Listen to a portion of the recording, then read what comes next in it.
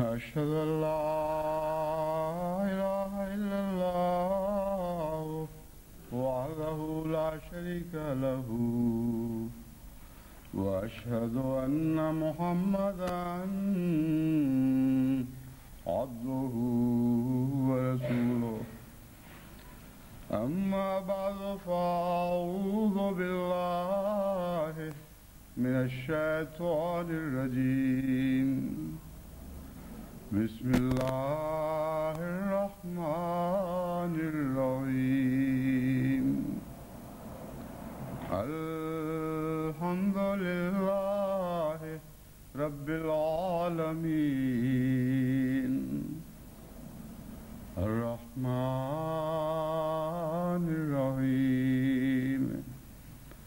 مالك يوم الدين إياك نعبد وإياك نستعين اهدنا الصراط المستقيم صراط الذين أنعمت عليهم غير المغضوب عليهم ولا الضالين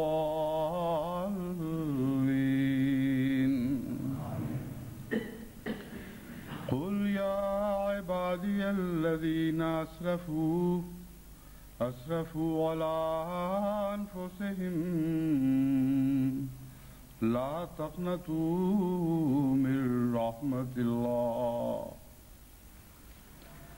إن الله يغفر الذنوب جميعا إنه هو الغفور الرحيم وأنيبوا إلى ربكم وأسلموا له من قبل أن يأتيكم العذاب ثم لا تنصرون. سورہ زمر آیت 54-55. ان آیات کا ترجمہ یہ ہے کہ اے مخاطب میں یعنی حضرت اقدس محمد رسول اللہ صلی اللہ علیہ وآلہ وسلم تو کہہ دے اے میرے بندو وہ جنہوں نے اپنی جانوں پر ظلم کیے ہیں اور زیادتیاں کی ہیں لا تقنطوا من رحمت اللہ اللہ کی رحمت سے نا امید نہ ہونا ان اللہ یغفر الذنوب جمیعا اللہ تعالیٰ تمام گناہوں کو بخش دیتا ہے انہ هو الغفور الرحیم یقیناً وہ بہت ہی مغفرت فرمانے والا اور بار بار رحم کرنے والا ہے. تمام گناہوں کو بخش دیتا ہے اس سے مراد یہ نہیں ہے کہ ہر گناہ کو لازماً بخشتا ہے، مراد ہے کہ تمام گناہ بخش سکتا ہے جب وہ چاہے اور جس کے حق میں وہ چاہے یہ فیصلہ فرمائے. وَأَنِيبُوا إِلَىٰ رَبِّكُمْ اور اپنے رب کی طرف جھکو اور اپنے رب کی طرف لوٹو. وَأَسْلِمُوا لَهُ اور اس کے سپرد اپنے آپ کو کر دو، اپنے آپ کو کلیتاً اللہ کے سپرد کر دو. من قبل ان یاتیکم العذاب اس سے پہلے کہ وہ عذاب تمہارے پاس آ جائے، وہ عذاب جو گناہوں کی شامت اعمال کے طور پر آیا کرتا ہے. ثم لا تنصرون پھر تمہیں کسی قسم کی کوئی مدد نہ دی جائے یا پھر تمہیں کسی قسم کی کوئی مدد نہ دی جائے گی.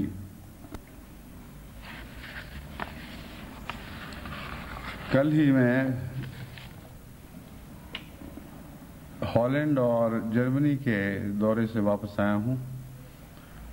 خصوصیت کے ساتھ اس سفر کی غرض جرمنی کے خدام الاحمدیہ کے اجتماع میں شرکت تھی اور اس کے ساتھ مجلس خدام الاحمدیہ نے اور بھی بہت سے دلچسپ پروگرام بنا رکھے تھے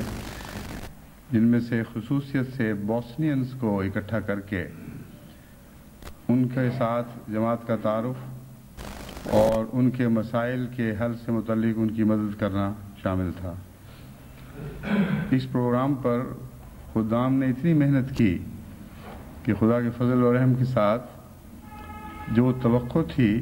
اس سے تقریباً دگنی تعداد میں بوسنین وہاں اکٹھے ہوئے، یعنی 2000 کا اندازہ مجھے بتایا گیا تھا، تقریباً 4000 بوسنین کو وہ فرینکفرٹ کے ارد گرد کے علاقے سے 150 کلومیٹر دور سے لے کر آئے۔ ان کے ساتھ انفرادی طور پر بھی بعض سے ملنے کا موقع ملا، اجتماعی طور پر بھی ان کے ساتھ گفتگو ہوئی، سوال و جواب کی مجلس ہوئی، ان کے مسائل کو زیادہ بہتر سمجھنے کی توفیق ملی، اور ان کو مطلع کیا کہ ہم تمام دنیا میں آپ کے لیے کیا کر رہے ہیں۔ تو یہ ایک بہت ہی دلچسپ پروگرام تھا۔ اس کے علاوہ 2 مجالس سے سوال و جواب تھیں، بلکہ 3، 2 تو اردو میں تھیں اور وہ زیادہ تر خدام سے تعلق رکھتی تھیں، یعنی خدام یا ان کے دوستوں کو موقع تھا کہ وہ جو چاہیں سوال کریں، اور ایک بڑی وسیع مجلس تھی جس میں غیر مسلم اور غیر احمدی مسلمان بلائے گئے تھے۔ یہ مجلس بھی اپنی نوعیت کی جرمنی میں ہونے والی مجالس میں سب سے بڑی تھی، اور پہلے 300-400 تک مہمان آیا کرتے تھے۔ اس میں خدا کے فضل سے 1000 سے زائد مہمان شامل ہوئے، اور اس کے بعد اللہ تعالیٰ کے فضل سے 73 مدعوین کو بیعت کی توفیق ملی، اور اس کے بعد یہ سلسلہ جاری رہا۔ چنانچہ دوسرے دن پھر ان کی ایک عربوں کے ساتھ ایک مختصر مجلس منعقد کی گئی۔ اس میں جرمن اور دوسرے ترکی دوست بھی تھے، لیکن زیادہ تر مخاطب عرب رہے کیونکہ وہی سوال کرتے رہے، اور اس کے نتیجے میں پھر 7 عربوں نے، اور غالباً 1-2 بیچ میں ترک بھی شامل تھے، انہوں نے اسی رات بیعت کی، اور پھر بعد میں اور بیعتیں وصول ہونی شروع ہوئیں، یہاں تک کہ جو آخری اطلاع مجھے اس اجتماع کے آخری دن ملی وہ یہ تھی کہ بیعتیں خدا کے فضل سے 99 تک پہنچ چکی ہیں، اور بعد میں پھر یہ اطلاع بھی ملی کہ اس سے بھی بڑھ گئی ہیں۔ تو اللہ کا بہت فضل رہا اس پہلو سے، یہ اجتماع بہت ہی کامیاب تھا۔ صدر صاحب مجلس خدامت احمدیہ اور ان کے ساتھیوں نے بے حد محنت کی ہے، اور مسلسل لمبے عرصے تک انتھک محنت کے بعد خدا تعالیٰ نے وہ رنگ لگائے اس اجتماع کو، کیونکہ محنت انسان کرتا ہے لیکن رنگ خدا ہی لگاتا ہے، کہ ایک بہار کا سا منظر تھا، بہت ہی کامیاب اجتماع ہوا ہے۔ اس کے ساتھ ایک کبڈی کا میچ بھی رکھا گیا تھا، ایک نہیں کئی میچ تھے، لیکن ایک میچ کو عالمی طور پر سیٹلائٹس کے ذریعے دکھانے کا بھی انتظام کیا گیا تھا۔ اس سلسلے میں بھی 1-2 باتیں میں بعد میں آپ کے سامنے رکھوں گا۔ ہر اجتماع کے وقت یا ہر جلسے کے وقت ایک مستقل ذمہ داری یہ ہے کہ احباب جماعت سے ملاقاتیں کی جائیں، اور خاندانوں سے بھی ملاقاتیں ہوں، اور بعض انفرادی ملاقاتیں بھی ہوں۔ جہاں تک میرا تجربہ ہے، یہ کام سب کاموں میں سب سے زیادہ مشکل ہے، کیونکہ جن لوگوں کی ملاقاتوں کی خواہش ہے اور ان کو مجبوراً وقت نہیں دیا جا سکتا، یہ ایک بہت ہی تکلیف دہ فیصلہ ہوتا ہے، اور پھر بسا اوقات ان کی طرف سے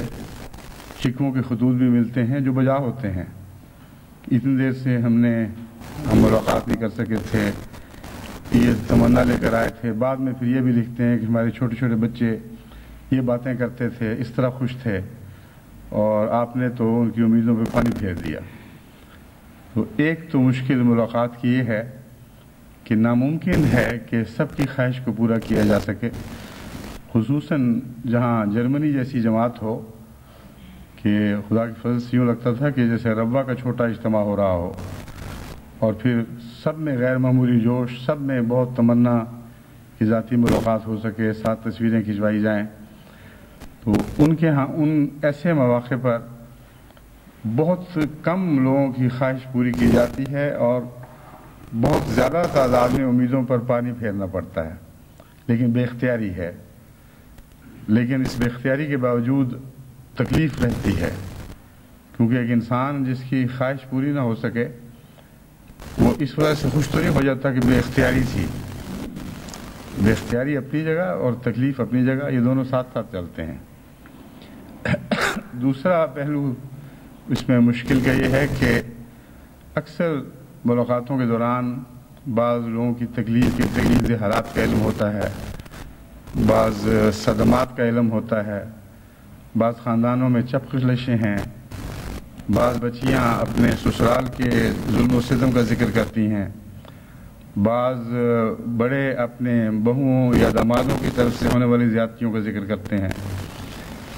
اور اگرچہ یہ ممکن ہی نہیں کہ یک طرفہ باتوں کو قبول کر کے دوسرے فریق سے متعلق کوئی خطی رائے قائم کی جائے، لیکن یہ بھی ناممکن ہے کہ طبیعت کو ملال نہ پہنچے. یہ ایک طبی بات ہے اور بہت گہرا طبیعت پر اثر پڑتا ہے. پھر بعض لوگ جذباتی ہو جاتے ہیں، ان کے جذبات کے مقابل پر انسان کی ایک قسم کی بے بسی ہوتی ہے. پھر بعض بچے اپنے پیار اور محبت کا خاص طریق پہ اظہار کرتے ہیں. غرضی کہ جتنے بھی جماعتی پروگرام ہیں، لمبی سے لمبی تقریر کے مقابل پر تھوڑی ملاقاتوں کا بھی زیادہ نفسیاتی دباؤ ہوتا ہے. لیکن اس کے باوجود یہ نظام جماعت کا ایک ایسا حصہ بن گیا ہے جس کو کبھی بھی نظر انداز نہیں کیا جا سکتا. اس کے جذباتی دباؤ، نفسیاتی تکلیف ایک طرف، لیکن فوائد بہت زیادہ ہیں. اور ایسی ملاقاتوں کے درمیان بہت سی دلچسپ باتیں بھی پتہ چلتی ہیں، بعض لطائف بھی علم میں آتے ہیں، بچوں کی معصوم بھولی بھالی باتیں بتائی جاتی ہیں. اور بعض لوگ خاص ایک ایسی خواہش کے پیش نظر ملاقات کرتے ہیں جس کی طرف ذہن خواب و خیال میں بھی نہیں جا سکتا، اور جب بتاتے ہیں تو ہنسی بھی آتی ہے اور حیرت بھی، اور پھر بعض دفعہ اسی میں سے ایک عرفان کا نقطہ بھی ہاتھ آ جاتا ہے. مثلا اسی دفعہ جرمنی کی ملاقات میں ایک صاحب نے بہت مدت سے ملاقات نہیں کر سکے تھے، غالباً ربوہ سے آنے کے بعد ان سے ملاقات نہیں ہوئی. مجھے کہا کہ ایک خواہش بڑی ایک بات کرنی تھی، کئی سال ہو گئے، 10-12 سال وہ خواہش لے کے دل میں بیٹھا ہوا، ملاقات ہی نہیں ہو رہی تھی. اب خدا نے موقع دیا ہے تو اب میں اپنے دل کا بوجھ اتارتا ہوں. میں نے کہا وہ کیا بات ہے؟ میں نے کہا کوئی بہت ہی بڑی اہم بات ہوگی. تو انہوں نے کہا آپ کو یاد ہے کہ آپ اپنے باغ میں جایا کرتے تھے، سائیکل پر جب آیا کرتے تھے شام کے وقت، تو ایک دفعہ آپ جب آئے تو میں آپ کے باغ میں سے گنڈوئے نکال رہا تھا، اور آپ نے کہا تم کیا کر رہے ہو؟ میں نے کہا میں تو گنڈوئے نکالنے آیا ہوں. لیکن جب آپ چلے گئے تو میں نے کہا جب گنڈوئے نکالے ہیں تو آپ کے تالاب کی مچھلیاں بھی نکال لو ساتھ ہی. اور پھر 2 مچھلیاں بھی نکال کے لے گیا. اس کے بعد پھر آپ خلیفہ بن گئے. پھر میں اتنا شرمندہ ہوا، گویا کہ خلیفہ نہ ہوتا تو چوری جائز تھی. اس وقت تک تکلیف نہیں ہوئی، جب بن گیا پھر میں بہت بے چین ہوا. میں کہ یہ میں کیا حرکت کر بیٹھا، اور ملاقات ہوگی تو معافی مانگوں گا. میں نے ان سے کہا کہ تو کوئی ایسی بات ہی نہیں، ہماری مچھلیاں تو اکثر لوگ ہی کھاتے تھے، مجھے تو کبھی کبھی ملتی تھی، تو کوئی ایسی بات نہیں. لیکن آپ کی بات مجھے بڑی اچھی لگی ہے کہ آپ نے دل میں یہ بوجھ رکھا، اور جب تک معافی نہ مانگی آپ کو سکون نہیں ملا، تو کوئی بات نہیں. ضمناً میں یہ بھی بتا دوں کہ اس وقت غالباً ربوہ اور احمد نگر کے لوگ بھی خطبہ سن رہے ہوں گے، کہیں وہ گنڈوئے نکال لینا چلے جائیں باغ میں. میاں مسرور نے بڑی محنت سے دوبارہ مچھلیاں ٹھیک کی ہیں، اور میں امید رکھتا ہوں کہ ان کو لوگ بڑا ہونے دیں گے. خیر یہ تو ایک ضروری بات ہے. اس دوران مجھے خیال آیا کہ ایک انسان بعض دفعہ ایک انسان کا بالکل چھوٹا سا معمولی سا گناہ کرتا ہے، اور جہاں تعلق بڑھ جاتا ہے وہاں وہ گناہ کا بوجھ بھی بڑھ جاتا ہے. اب یہی وہ نوجوان تھے، جب تک میں خلیفہ نہیں ہوا وہ 2 مچھلیاں بوجھ نہیں بنی، لیکن خلیفہ بننے کے بعد وہ بوجھ بن گئی اور بوجھ بڑھتا چلا گیا. تو انسان کیسا نادان ہے کہ انسانی تعلقات میں تو معمولی غفلتوں پر بھی جب تک معافی نہ مانگ لے دل پر بوجھ رہتا ہے، مگر خدا کے مقابل پر اتنی غلطیاں کرتا ہے اور بارہا کرتا چلا جاتا ہے کہ اس کے دل پر کوئی بوجھ نہیں رہتا. وہ سمجھتا ہے غلطیاں کی تو چھوٹی ہوئی، پھر صحیح، خدا بخش دے گا. یہ بخش دے گا کا جو فقرہ ہے یہ گستاخی بھی ہے، یہ محض حسن ظن نہیں ہے. اور قرآن کریم نے ان معنوں میں ان گناہگاروں کا ذکر کیا ہے جو خدا تعالیٰ کے متعلق تخفیف کی وجہ سے یہ فقرہ کہتے ہیں اور اپنے آپ کو بڑا سمجھتے ہیں. چنانچہ یہود کے متعلق یہ ذکر ملتا ہے کہ وہ بدنصیب ایسے لوگ تھے، گناہ کرتے تھے اور کہتے تھے سیوف فرورانا، ہمیں بخش دیا جائے گا. تو خدا سے بخشش کی امید رکھنا ایک عجز کو چاہتا ہے، ایک انکساری کو چاہتا ہے. جیسا کہ میں نے آیت کریمہ آپ کے سامنے پڑھ کے سنائی ہے، خدا تعالیٰ ہر گناہ بخش سکتا ہے جب چاہے اور جس کے لیے چاہے، لیکن ان کو نہیں بخشتا جن کے ہاں ایک تکبر یا بے نیازی پائی جاتی ہو. جب لوگ خدا تعالیٰ کے مقابل پر تکبر اختیار کریں یا بے نیازی سے گناہ کریں اور ان کے دل پر بوجھ نہ پڑے، پھر ان کا یہ کہنا کہ بخش دیے جائیں گے یہ کوئی حقیقت نہیں رکھتا. بلکہ ایسے فقرے سے متعلق خدا تعالیٰ نے قرآن کریم میں کھلم کھلا ناراضگی کا اظہار فرمایا ہے. اس لیے یہ درست ہے کہ انسانوں سے معافی مانگنے میں ہمیں ضرور جلدی کرنی چاہیے اور پہل کرنی چاہیے، لیکن خدا تعالیٰ سے معافی کی طرف بھی نظر رہنی چاہیے اور زیادہ نظر رہنی چاہیے. سب سے بڑا محسن وہ ہے، لیکن پھر ہم کیوں اس سے غافل ہوتے ہیں؟ یہ نقطہ بھی مجھے اس ملاقات سے سمجھ میں آیا. جب تک میں خلیفہ نہیں بنا اس وقت تک یہ گناہ دل پر بوجھ نہیں تھا، کیونکہ میرا کوئی احترام دل میں نہیں تھا. جب خلیفہ بنا اور تعلق احترام میں تبدیل ہو گیا تو وہ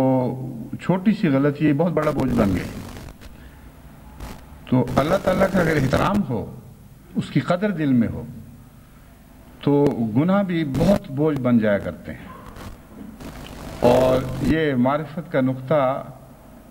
ہمیں حقیقت میں حضرت محمد رسول اللہ صلی اللہ علیہ وآلہ وسلم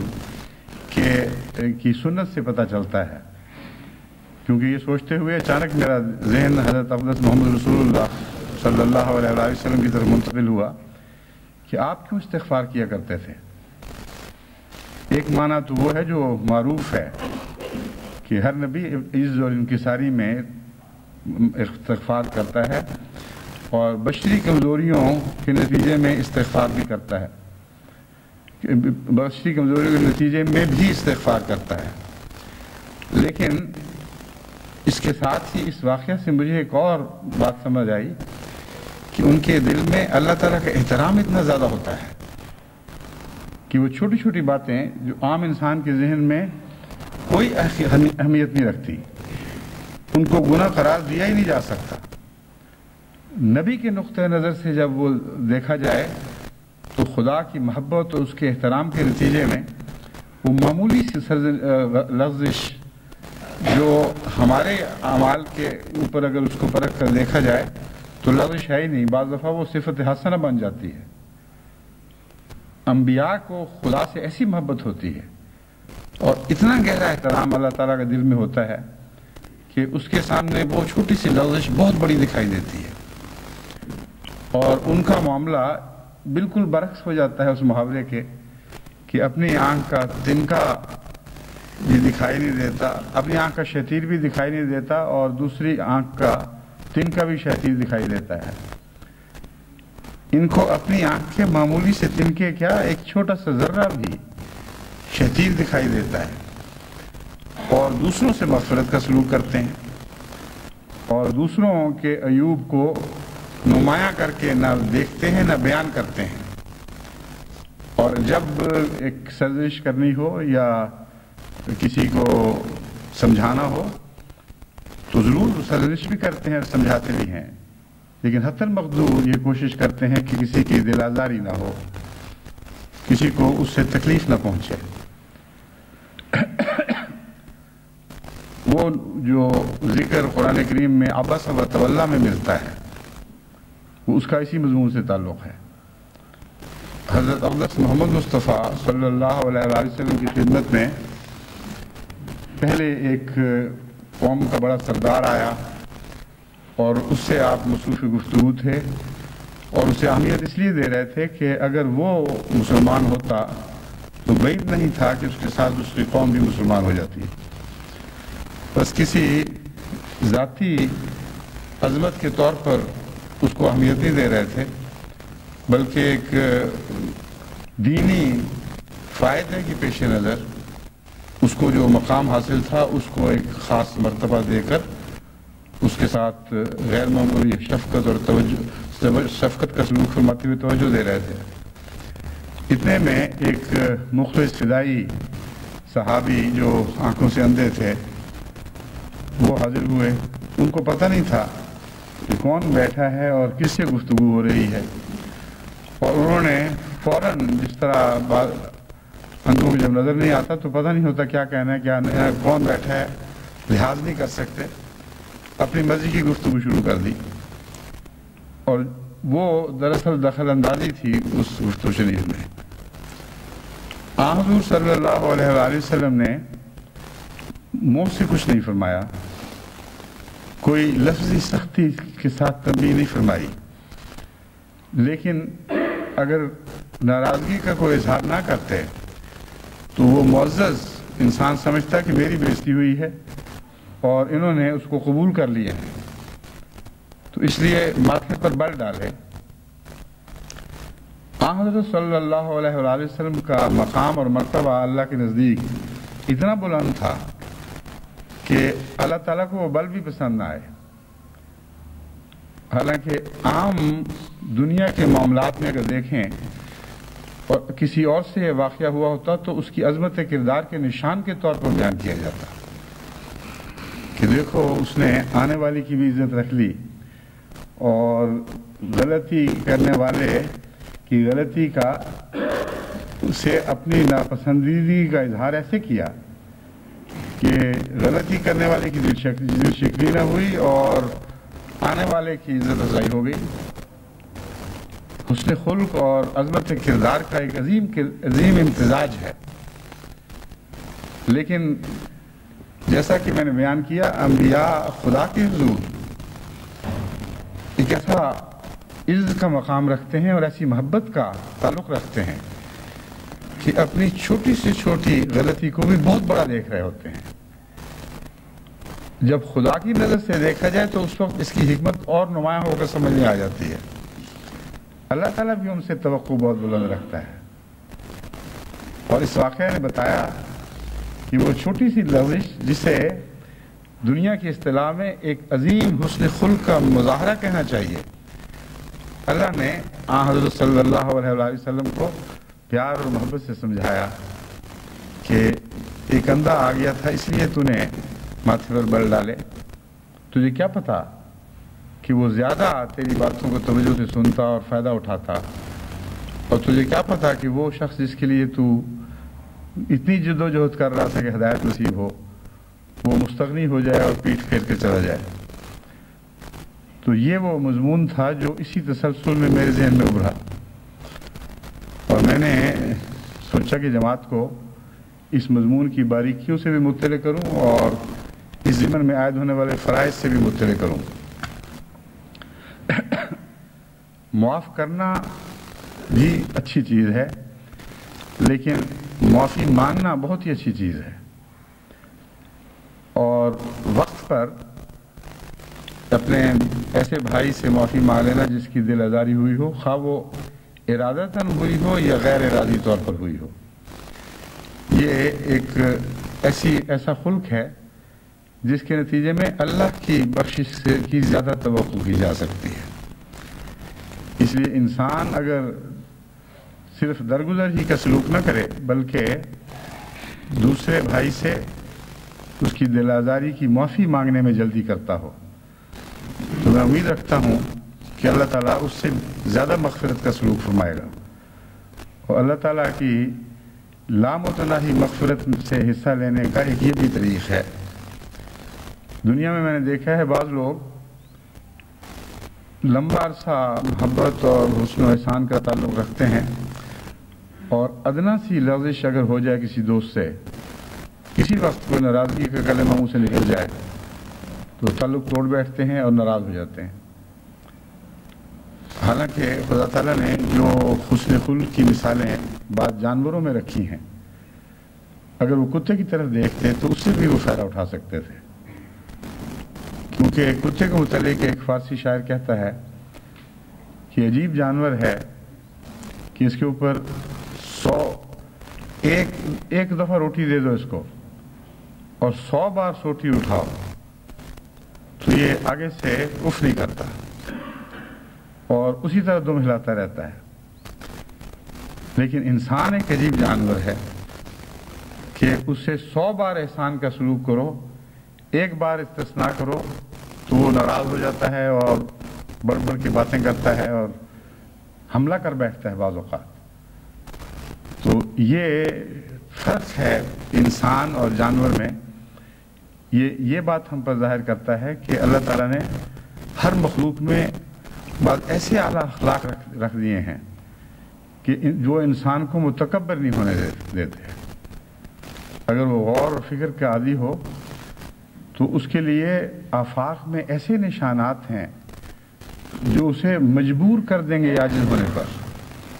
اس کا سر ہمیشہ زمین پر جھکائے رکھیں گے، کیونکہ کہیں وہ اس کو کتا اپنے سے اعلیٰ اخلاق کا دکھائی دے گا، کہیں کوے اعلیٰ اخلاق کے دکھائی دیں گے۔ اسے بعض دفعہ 1000 روٹیاں مل جاتی ہیں تو وہ کسی اور غریب کو نہیں پوچھتا، اور کوے کو روٹی کا ایک ٹکڑا مل جائے تو سارے بھائیوں کو آوازیں دے دے کر بلاتا ہے، اور جب تک سب کو شریک ہونے کا موقع نہ دے اس وقت تک چھینا جھپٹی نہیں ہوتی۔ جب سب پہنچ جاتے ہیں پھر ہر ایک کوشش کرتا ہے کہ میں لے جاؤں، لیکن یہ بھی تو ایک محبت ہی کا اظہار ہے، ورنہ جنت میں کیوں لوگ چھین چھین کے کھاتے ہیں جہاں کسی ہر چیز کی بہتات ہوگی۔ بس یہ جو کائنات ہے اس پر اگر آپ غور کریں تو ہر جانور میں خدا نے ایک ایسی خوبی رکھ دی ہے کہ اکثر انسان ان خوبیوں میں ان جانوروں سے سبق لے سکتے ہیں، اور اگر ان کی ان خوبیوں پر نظر رکھیں تو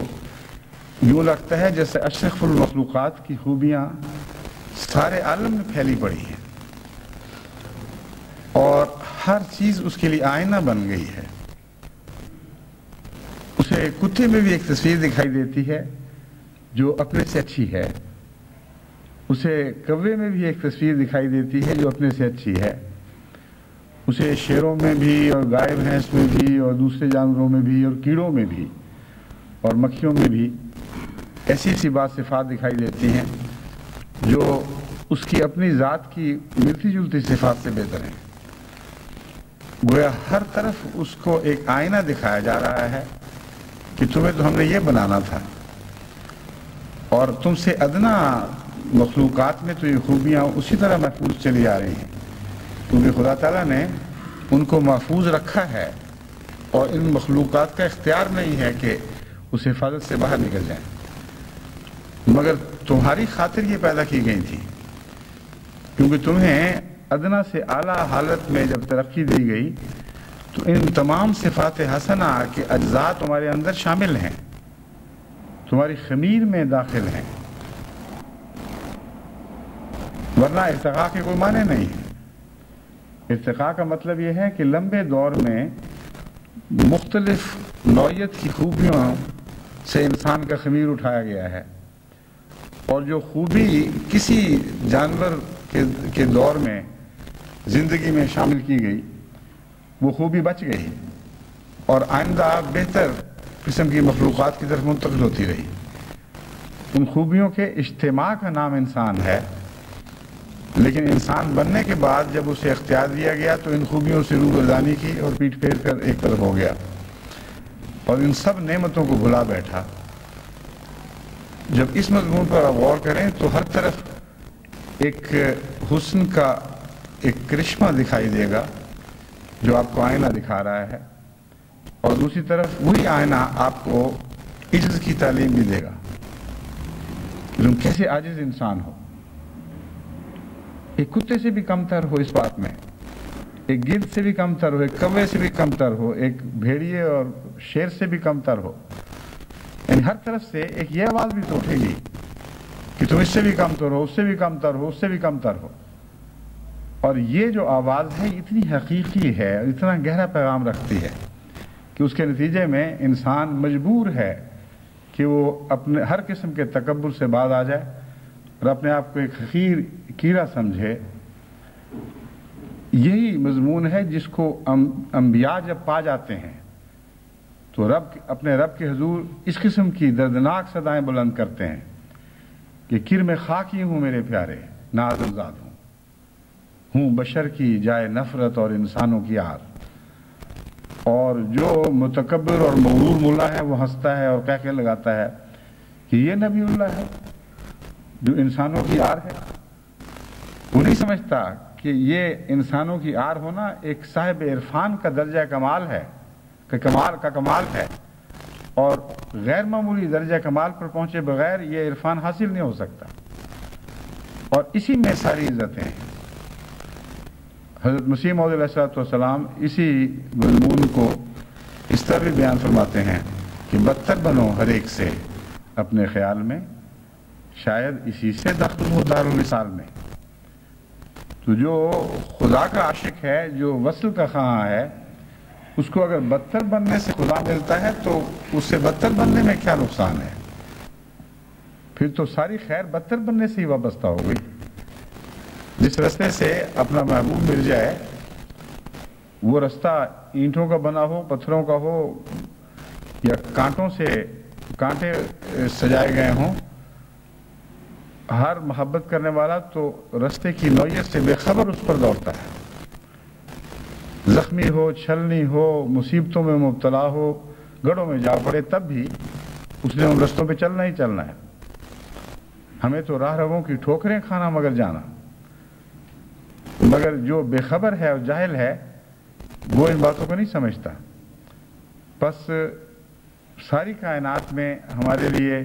حسن کے بھی پیغامات ہیں اور عزت کے بھی پیغامات ہیں، اور جہاں تک مغفرت کا تعلق ہے، اس مضمون سے یہ بات چھڑتے چھڑتے وہاں تک پہنچی تھی۔ ایک معاملے میں مجھے بھی بعض خدام سے معافی مانگنا ہے، اور چونکہ یہ ذکر چل پڑا ہے اس لیے بہترین موقع ہے کسی موقع پر میں اپنے دل سے یہ بوجھ اتاروں۔ جب کبڈی کا میچ ہو رہا تھا تو مجھے یہ بتایا نہیں گیا کہ میں جو بات کر رہا ہوں وہ ساری دنیا سن رہی ہے۔ میں یہی سمجھ رہا تھا کہ جو سوال صاحب بہت دور لگائے ہوئے ہیں اپنا کیمرہ، اور اسی دور تو اگر میں زور سے بھی بولوں تو آواز نہیں جائے گی۔ تو بعض باتیں انسان آپس میں نزدیک بیٹھے ہوئے دوستوں سے تبصرے ایسے کر لیتا ہے جس سے پتہ ہے کہ جس شخص کے متعلق کوئی سخت بات ہوئی ہے اس کی دل آزاری ہو ہی نہیں سکتی، کیونکہ اسے بات نہیں پہنچی، اور اس وقت جو دل میں ایک جذبہ اٹھتا ہے اس کا اظہار ہو کر ایک بوجھ بھی کم ہو جاتا ہے۔ تو چند ایسی باتیں جو بےغرض ماحول میں آفتاب خان صاحب میرے ساتھ بیٹھے ہوئے تھے ان سے میں کر رہا تھا، ان کو بتا رہا تھا یہ کیا ہو گیا، یہ کیا ہو گیا، اور بعض چیزوں سے طبیعت واقعی بڑی منغص ہوئی تھی، یہ کیا ہو رہا ہے، مگر ہرگز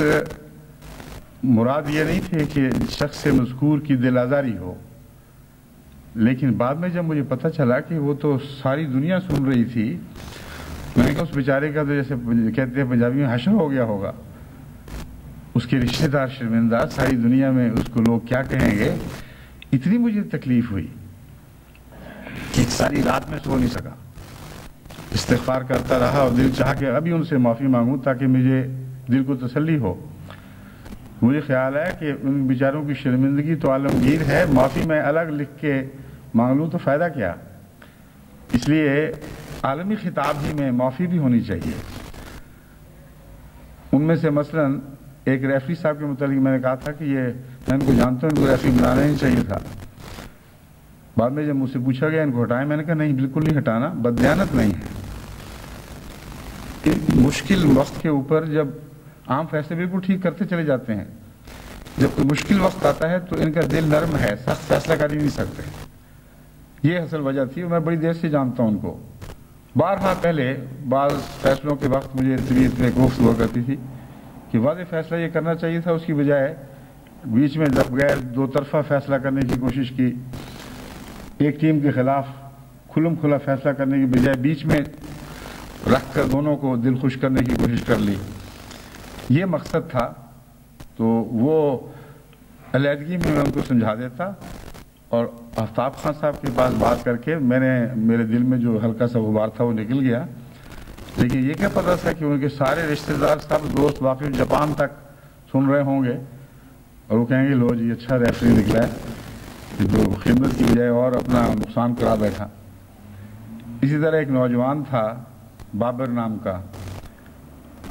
اس کے دادا کو میں بہت اچھی طرح جانتا، اس کے والد کو بھی، اس کے خاندان سے تعلقات بے تکلفی کے، جس طرح گھر کا بچہ ہو تو انسان بعض دفعہ کہتے ہیں پاگل ہے، کیا بیوقوفی کر بیٹھا۔ وہ بہترین سائیکلسٹ ہے اور خدا تعالیٰ نے بہت اچھی صلاحیت اس کو سائیکل چلانے کی دی ہے۔ پتہ نہیں اس کے دماغ میں کیا کودی کہ سائیکل چھوڑ کے کبڈی کے میدان میں آ گیا، اور پھر بار بار کھلا جپھا ڈالنے کی کوشش کرتا تھا۔ ایک ہوتا ہے داؤ لگا کر اچانک ہلہ بول کر کوئی انسان کسی کی ٹانگ پکڑ لے یا کینچی مار دے یا کلائی پہ ہاتھ ڈال دے،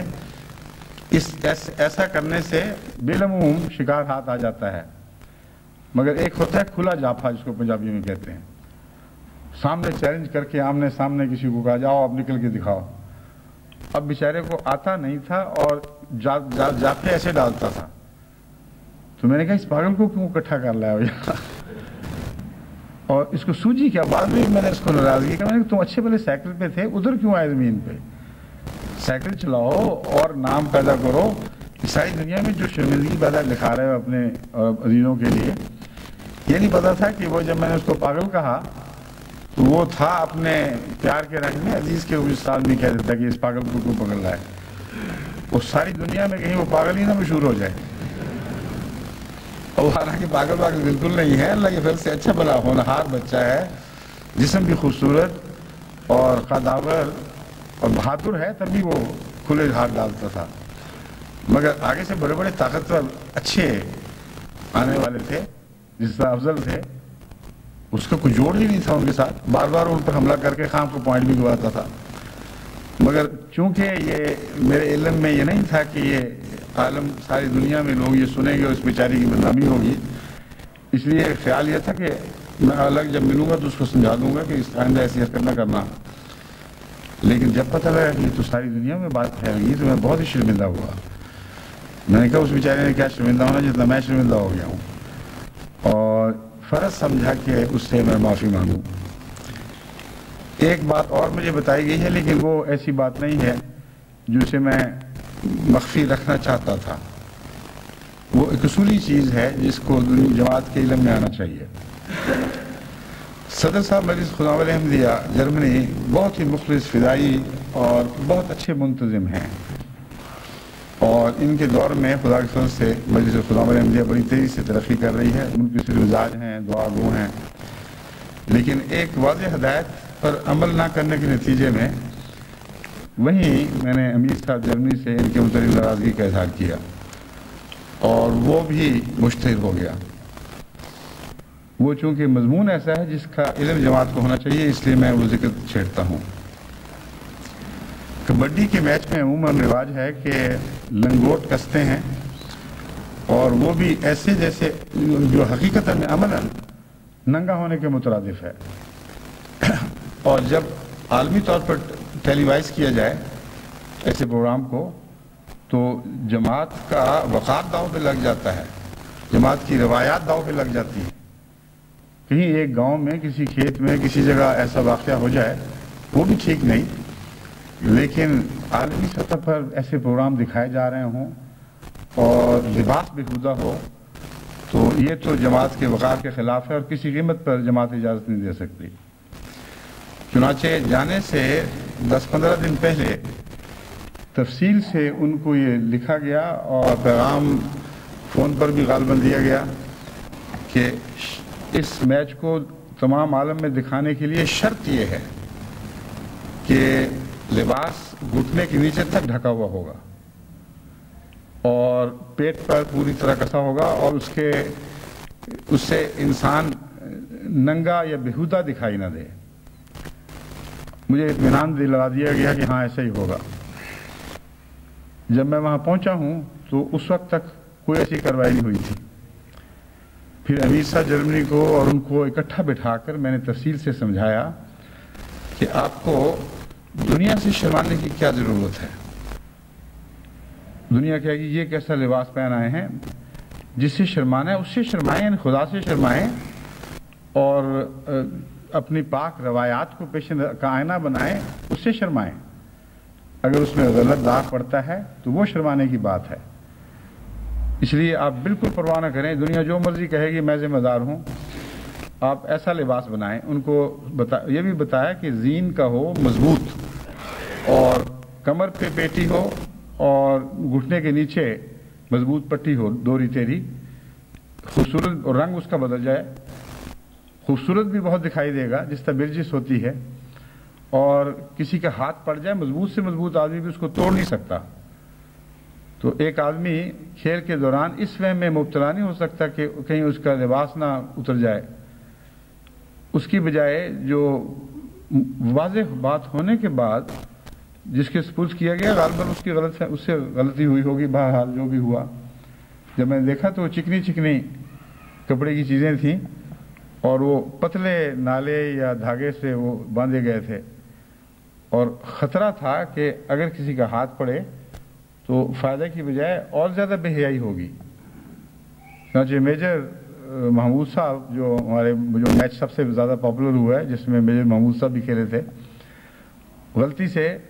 امیر صاحب کا ہاتھ ان کے آزار بند پر پڑ گیا، اس حصے پر جہاں باندھا گیا تھا، تو وہ فوراً انہوں نے پوائنٹ چھوڑ دیا۔ عقل کی بات تھی، کیونکہ اگر اس کو زور لگاتے تو جگ ہسائی ہونی تھی۔ بہرحال ایک اور موقع پر بھی میں نے دیکھا کہ ایک بیچارے کھلاڑی کا لباس تقریباً اتر گیا تھا، پھر اس نے ہاتھ سے پکڑ کر اس کو سنبھالا۔ تو یہ بات تھی جس پر میں وہاں ان سے ناراض ہوا کہ آپ کو جب سمجھا دیا گیا تھا پھر کیوں نہیں ایسا کیا؟ مجھے بتا دیتے کہ نہیں ہم میچ کینسل کر دیتے، کوئی ضروری تو نہیں کہ کبڈی بھی دکھائی جائے دنیا کو، لیکن جب دکھائی جائے تو اسلامی روایات اور سلیقے کے مطابق دکھانی چاہیے۔ تو یہ میں تکرار اس لیے کر رہا ہوں، ناراضگی کے اظہار کے طور پر نہیں، جماعت کی تربیت کے لیے۔ ہمیں اپنی کھیلوں میں اپنی اعلیٰ روایات کو کبھی قربان نہیں کرنا چاہیے۔ ثقافت کے نام پر بعض لوگ نہایت بیہودہ حرکتیں کر جاتے ہیں کہ جی یہ ثقافت ہے۔ ثقافت نہیں، جہالت ہے۔ ثقافت وہاں تک ہے جہاں تک اسلام کی مخالف نہیں ہے، اس کے بعد وہ ثقافت نہیں بلکہ جہالت شروع بن جاتی ہے۔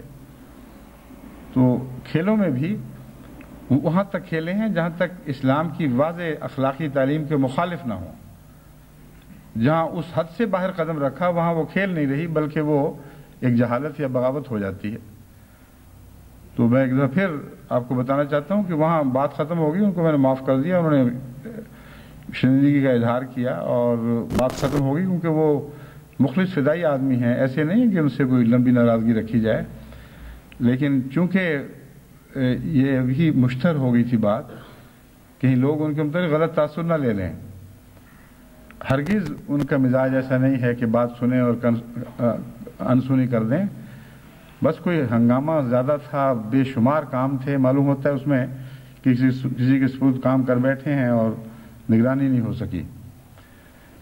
تو یہ تو تھے معافی کے قصے۔ اب دعا یہ ہے کہ اللہ ہمیں معاف فرمائے اور ہماری روزمرہ کی کمزوریوں سے صرف نظر فرمائے اور ہمیں خود بخشنے کی عادت ڈالے اور اپنے رنجیدہ بھائی سے معافی مانگنے کی عادت ڈالے۔ یہ دو باتیں اگر ہماری جماعت میں قائم ہو جائیں تو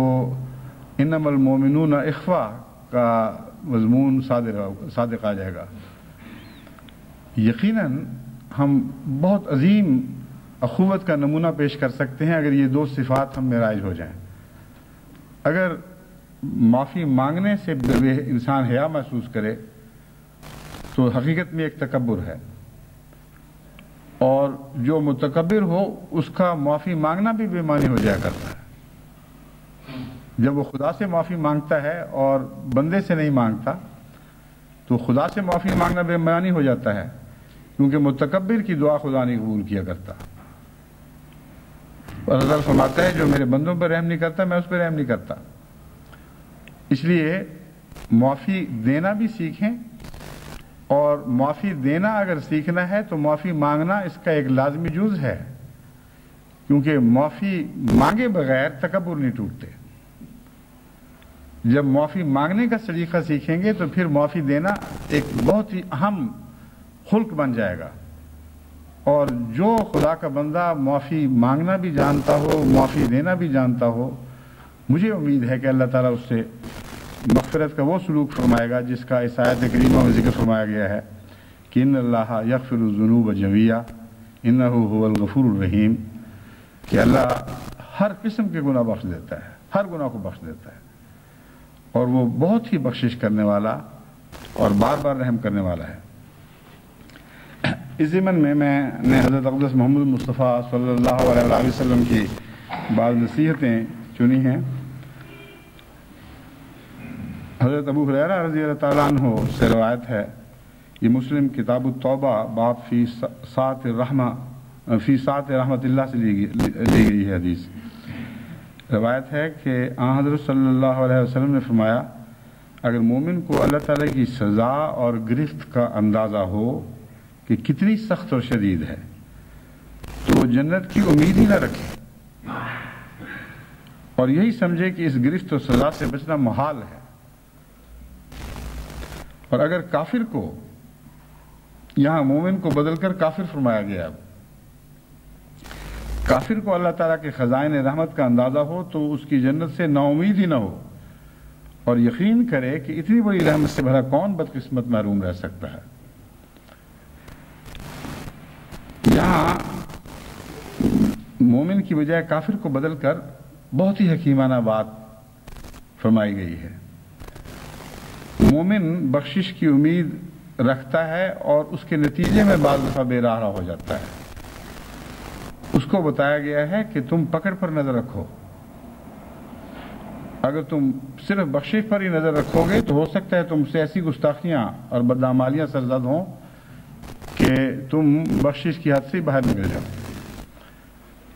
کتنا حکیمانہ کلام ہے، انسان کی روح اشش کر اٹھتی ہے حضور اکرم صلی اللہ علیہ وسلم کی نصیحتوں کو پڑھ کر۔ چھوٹی سی نصیحتوں میں ایک لفظ میں حکمت کے خزانے بند کیے ہوئے ہوتے ہیں۔ تو مومن کو فرمایا کہ تم خدا تعالیٰ کی پکڑ کی طرف بھی خیال رکھنا، اور یاد رکھنا کہ اگر تمہیں پکڑ کی معرفت ہو جائے تو گناہ کی تمنا تمہارے دل سے نکل جائے گی۔ اور مومن دنیا میں عیش و عشرت کرتا پھرتا ہے، اور بسا اوقات کافر، اور وہ بسا اوقات یہ سمجھتا ہے کہ میں اتنے گناہ کر بیٹھا ہوں کہ اب میری بخشش کہاں سے ہونی ہے، اور پھر گناہوں کی کثرت اسے اور دلیر کر دیتی ہے۔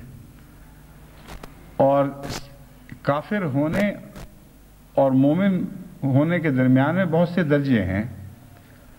کئی مومنوں کو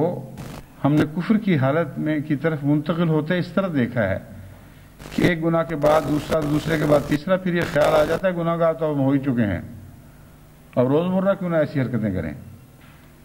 اور پھر حیا اٹھ جاتی ہے۔ تو آپ نے فرمایا، حضرت اقدس محمد رسول اللہ صلی اللہ علیہ وسلم نے فرمایا کہ کافر کو مایوس نہیں ہونا چاہیے، اللہ کی رحمت پر نظر رکھنی چاہیے۔ یہاں اس کے لیے پھر یہی آیت پیغام دیتی، ان اللہ یغفر الذنوب جميعا، وہ ہر قسم کے گناہوں کو بخش سکتا ہے، تمام گناہوں کو بخش سکتا ہے اگر وہ چاہے۔ اس لیے توبہ سے مایوس نہ ہو، یہ مراد ہے، کیونکہ اس کی بخشش کا تعلق توبہ سے ہے۔ یہ مضمون اس کے اندر داخل ہے کہ توبہ سے اس لیے باز نہ رہے کہ خدا تعالیٰ شاید معاف کرے ہی نہ، اتنے گناہ بڑھ گئے ہیں۔ ایک اور حدیث میں جو ریاض الصالحین باب الرجعات سے لی گئی ہے، اصل حدیث کا حوالہ انہوں نے نہیں دیا کہاں سے تھا، عموماً صحیح ستہ کی احادیث ہی ہیں جو ریاض الصالحین داخل کی گئی ہیں۔ حضرت ابن عمر رضی اللہ تعالیٰ عنہ بیان کرتے ہیں کہ میں نے حضرت صلی اللہ علیہ وسلم کو یہ فرماتے ہوئے سنا، قیامت کے دن مومن اپنے رب کے بہت قریب لے جایا جائے گا، یہاں تک کہ وہ اس کے سایہ رحمت میں آ جائے گا، پھر اللہ تعالیٰ اس سے اس کے گناہوں کا اقرار کروائے گا اور کہے گا کہ کیا تو فلاں فلاں گناہ جانتا ہے جو تو نے کیے؟ اس پر بندہ کہے گا ہاں میرے رب میں جانتا ہوں۔ اللہ تعالیٰ فرمائے گا دنیا میں نے اس گناہ کے متعلق تیری پردہ پوشی کی اور اب قیامت کے دن تمہارا وہ گناہ بخشتا ہوں، اور غرض اس کو صرف اس کی نیکیوں کا اعمال نامہ دیا جائے گا۔ یہاں حدیث کے الفاظ میں سے پتہ چلتا ہے کہ کان میں خدا تعالیٰ سرگوشی کرے گا، ورنہ بظاہر تو یہ تصور ایسا ہے جو صرف انسان کے اوپر ہی صادق آتا ہے، لیکن اللہ تعالیٰ کا کان میں سرگوشی کرنا ایک بہت ہی پیار کی تمثیل ہے۔ اور ایک حدیث کے الفاظ مجھے یاد ہیں کہ اوجھل کر کے دوسروں سے، جیسے کسی بچے کو پردے میں لے ماں اپنی چادر کی لپیٹ میں لے کر پیار سے بات کرے، اس طرح اللہ تعالیٰ اپنے اس بندے کو مخاطب کر کے فرمائے گا کہ اس دنیا میں نے تیری پردہ پوشی کی تھی نا، مگر تجھے پتہ ہے کیا کیا گناہ تھے؟ وہ کہے ہاں میرے رب مجھے سب پتہ ہے، تو پھر دنیا میں کی تھی تو اب بھی میں کرتا ہوں۔ اس مضمون کا بھی بہت گہرا تعلق بخشش کے فلسفے کو سمجھنے سے ہے۔ بالعموم وہ لوگ جو اپنے بھائی کو بے پردہ کرنے میں جلدی کرتے ہیں اور ستاری کا پردہ اپنے عزیزوں یا دوستوں یا دشمنوں سے اٹھا دیتے ہیں، ان لوگوں کے لیے اس میں ایک تنبیہ ہے، کیونکہ میرا بہت وسیع تجربہ ہے اس معاملے میں کہ وہ لوگ جن کو ستاری کی عادت ہو، کوشش کرتے ہیں، غلطیاں تو انسان سے ہوتی ہیں، اور بدنیتی سے کسی کا پردہ چاک نہ کیا جائے، بے تکلفی پیار کی باتوں میں بعض دفعہ انسان کسی غلطی کا ذکر بھی کر دیتا ہے، مگر وہ اور بات ہے۔ تو واقعتاً کسی کی بدی سے پردہ اٹھانا اور اسے دنیا میں ذلیل و رسوا کرنے کی نیت سے ایسا کرنا، یہ ایک ایسا گناہ ہے جس کے نتیجے میں اللہ تعالیٰ ایسے شخص سے اپنی ستاری کا پردہ اٹھا لیتا ہے، اور جس سے دنیا میں پردہ اٹھ جائے پھر آخرت میں بھی وہ پردہ اٹھ جاتا ہے۔ بس اگر آخرت میں اپنے گناہوں پر ستاری کا پردہ ڈالنے کی تمنا رکھتے ہو تو اس دنیا میں اپنے بھائیوں اور عزیزوں کی کمزوریوں پر اپنی ستاری کا پردہ ڈالا کرو، اس سے اللہ تعالیٰ کے حضور ستاری کی زیادہ توقع رکھی جا سکتی ہے۔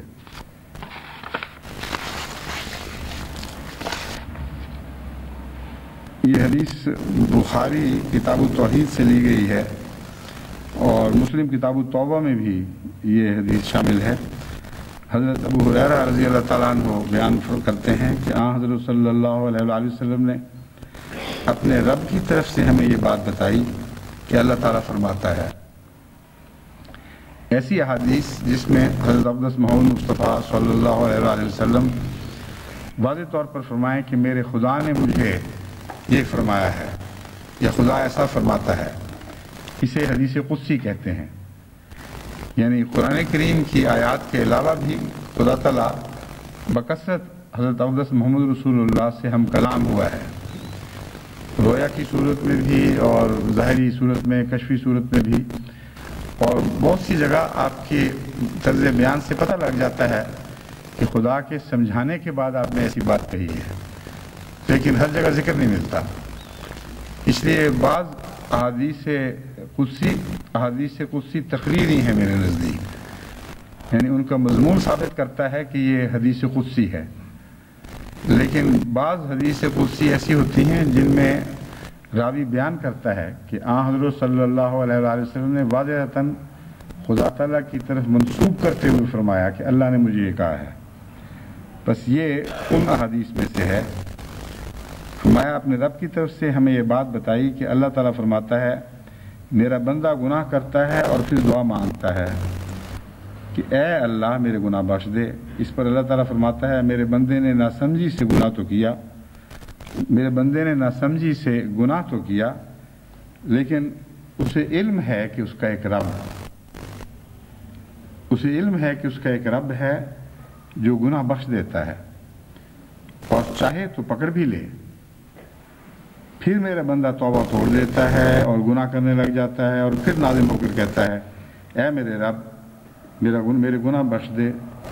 یا میرا گناہ بخش دے۔ اللہ تعالیٰ فرماتا ہے کہ میرے بندے نے گناہ کیا لیکن وہ جانتا ہے کہ اس کا ایک رب ہے، وہ گناہوں کو معاف بھی فرماتا ہے اور گرفت بھی کرتا ہے۔ پھر بندہ توبہ توڑ دیتا ہے اور گناہ کرتا ہے لیکن نادم ہو کر دعا مانگتا ہے کہ اے میرے رب میرے گناہ بخش۔ اللہ تعالیٰ فرماتا ہے کہ میرا بندہ جو جانتا ہے کہ میرا ایک رب ہے جو گناہ بخشتا ہے اور کبھی گرفت بھی کرتا ہے، یعنی میرا بندہ کمزور ہے، اپنے آپ پر قابو نہیں رکھ سکتا، غلطی کر بیٹھتا ہے، لیکن اگر وہ نادم ہو کر توبہ کرے تو میں اسے بخش دوں، یعنی یہ معنی ہیں اس کے، اور آئندہ گناہوں سے اسے بچاؤں گا، وہ منشا کے مطابق ہی کام کرے گا۔ یہ جو آخری بات ہے یہ ہے دراصل وہ نقطہ مرکزی جس کی طرف متوجہ کرنا چاہتا ہوں۔ بعض لوگ گناہ کرتے ہیں، توبہ کرتے ہیں، بخشش مانگتے ہیں، اللہ تعالیٰ رحمت کا سلوک فرماتا ہے، پھر ایسی حالت ہو جاتی ہے، بعضوں کے لیے یہ عادت مستمرہ بن جاتی ہے۔ مگر مغفرت کی سچی پہچان یہ ہے کہ اللہ تعالیٰ ایسے شخص کو پھر گناہ سے توبہ کی توفیق بخش دیتا ہے۔ چنانچہ حضرت صلی اللہ علیہ وآلہ وسلم نے خدا تعالیٰ کے پیار کے کلمات جس گناہ گار کے متعلق بیان فرمائے ہیں اس کا انجام بتا رہا ہے کہ اس کے دل میں نیکی کا غلبہ تھا اور کمزوری سے مجبور ہو جایا کرتا تھا۔ چنانچہ بعض ماہرین نفسیات بتاتے ہیں کہ بعض گناہوں کے لیے انسان اس طرح بے اختیار ہو جاتا ہے جس طرح اس کی سرشت میں یہ بات داخل ہو گئی ہو، اور یہ بھی ایک نفسیاتی بیماری ہے۔ چنانچہ مجھے یاد ہے ایک دفعہ حضرت مسلم موعود رضی اللہ تعالیٰ عنہ نے اس مضمون پر گفتگو فرمائی خطبے میں یا کسی اور تقریر میں، اور یہ کہا کہ مجھے خدا تعالیٰ نے اس مضمون کا گہرا علم بخشا ہے اور میں بتا سکتا ہوں کہ کیا کیا حالات ہیں جن میں ایک گناہ گار عمداً گناہ نہیں کر رہا ہوتا بلکہ بعض بے اختیاریوں سے مجبور ہوتا ہے، لیکن آئندہ خدا تعالیٰ جب مجھے توفیق دے گا تو میں اس مضمون پر روشنی ڈالوں گا، لیکن وہ پھر خدا تعالیٰ کی طرف سے مقدر نہیں تھا کہ آپ کو یہ موقع ملے۔ مگر حضرت صلی اللہ علیہ وآلہ وسلم نے نتیجہ نکال دیا ہے اور ہمارے ہاتھوں میں کنجی تھما دی ہے کہ کیسے پہچانیں کہ ہم بیمار ہیں یا گناہ گار ہیں۔ اللہ تعالیٰ بیماریوں سے شفا بخش سکتا ہے، اور اگر ایک گناہ گار بے حیائی کی وجہ سے تکرار کرتا ہے تو اس کے متعلق یہ خوشخبری نہیں ہے کہ خدا تعالیٰ پھر اسے اس بیماری سے شفا بخش دے گا، لیکن وہ گناہ گار جو حقیقتاً تائب ہوتا ہے اور نادم ہوتا ہے اور بار بار خدا کے حضور چلاتا ہے اور شرمندگی کا اظہار کرتا ہے، اس کے متعلق فرمایا کہ اللہ تعالیٰ نے حضور کو خبر دی میں اسے بخش دوں گا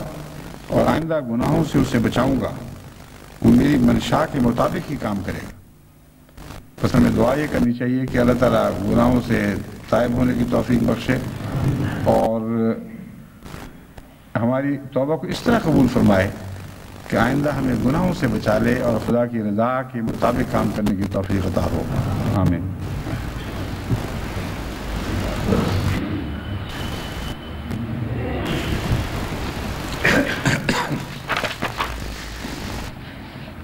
الحمدللہ نحمده ونستعینه ونستغفره ونؤمن به ونتوکل علیہ ونعوذ باللہ من شرور انفسنا ومن سیئات اعمالنا من یهد اللہ فلا مضل له